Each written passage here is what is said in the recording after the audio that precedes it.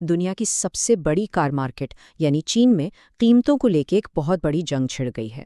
تو آج ہم یہی سمجھنے کی کوشش کریں گے کہ آخر یہ جنگ شروع کیسے ہوئی اور پھر چینی حکومت نے اسے روکنے کے لیے اتنا بڑا قدم کیوں اٹھایا۔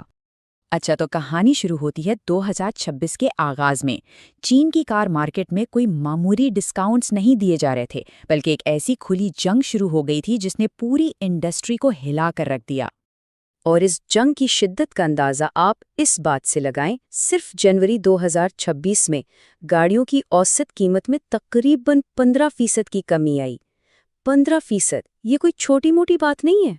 قیمتوں میں یہ گراوٹ اتنی اچانک اور اتنی شدید تھی کہ اس نے 2025 کے نسبتاً پرسکون ماحول کو بالکل ختم کر دیا، اور یوں قیمتوں کی جنگ کا ایک نیا اور شاید پہلے سے زیادہ خطرناک دور شروع ہو گیا۔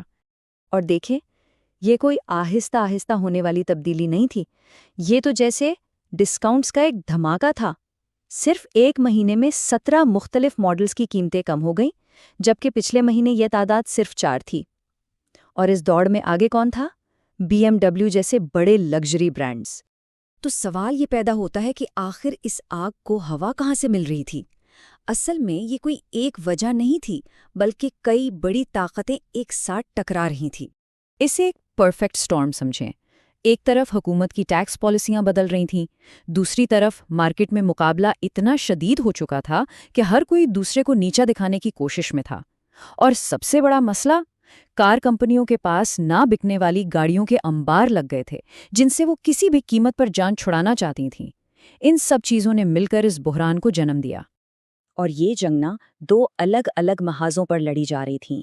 ایک طرف تھیں ہماری روایتی پیٹرول گاڑیاں جو اپنی بقا کی جنگ لڑ رہی تھیں۔ ان پر زبردست دباؤ تھا کہ اپنی بھاری انوینٹری کو ختم کریں اور الیکٹرک گاڑیوں کے سامنے اپنا مارکیٹ شیئر بچائیں۔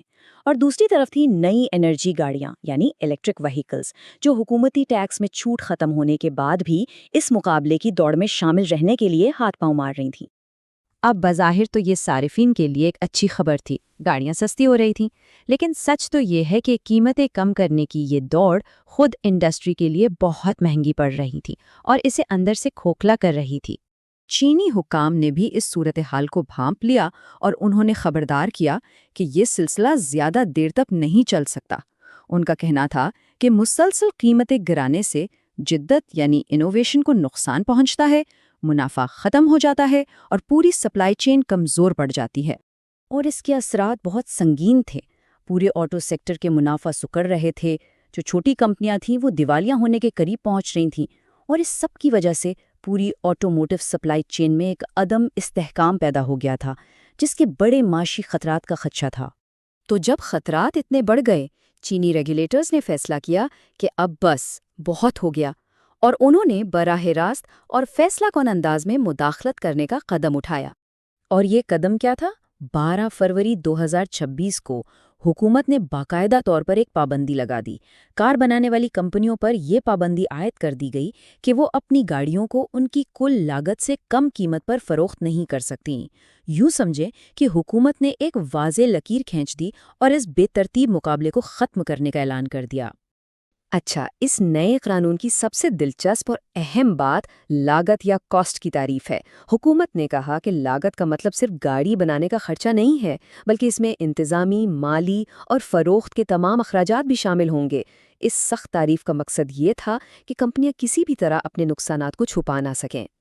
تو ان نئی گائیڈ لائنز کے ذریعے بیجنگ کا پیغام بالکل صاف اور سیدھا تھا: مقابلہ ضرور کریں، لیکن ایمانداری اور اصولوں کے ساتھ کریں، قیمتوں کی منصفانہ پریکٹسز کو فالو کریں، اپنی گاڑیاں نقصان میں نہ بیچیں اور انڈسٹری میں ڈسپلن پیدا کریں۔